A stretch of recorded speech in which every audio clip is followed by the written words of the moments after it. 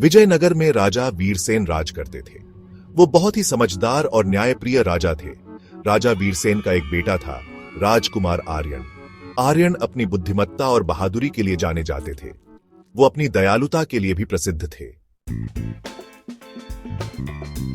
एक दिन एक यात्री विजयनगर आया। उसने एक रहस्यमय सुनहरे किले के बारे में बताया। कहते थे कि उस किले में अनगिनत धन और अकल्पनीय रहस्य छुपे हैं। राजकुमार आर्यन ने इस किले को ढूंढने का फैसला किया। वो इसके रहस्यों को उजागर करना चाहते थे। वो अपने विश्वास पात्र सिपाही अर्जुन और अपने बुद्धिमान गुरु वरदराज के साथ यात्रा पर निकल पड़े।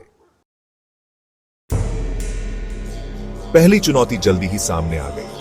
वे एक गुफा में पहुंचे जो सोने और चांदी से भरी थी। नजारा चकाचौंध कर देने वाला था। अर्जुन धन दौलत देखकर ललचा गया।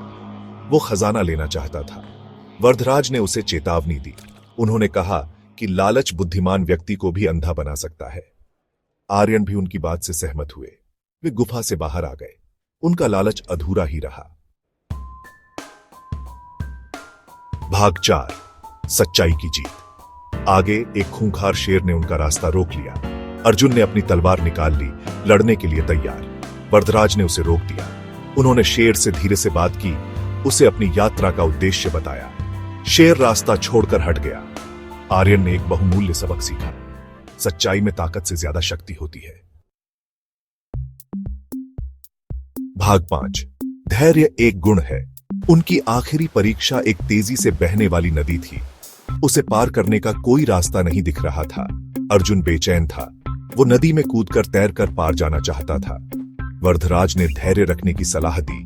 वे इंतजार करते रहे। आखिरकार नदी का पानी कम होने लगा। एक सुरक्षित रास्ता दिखाई दिया।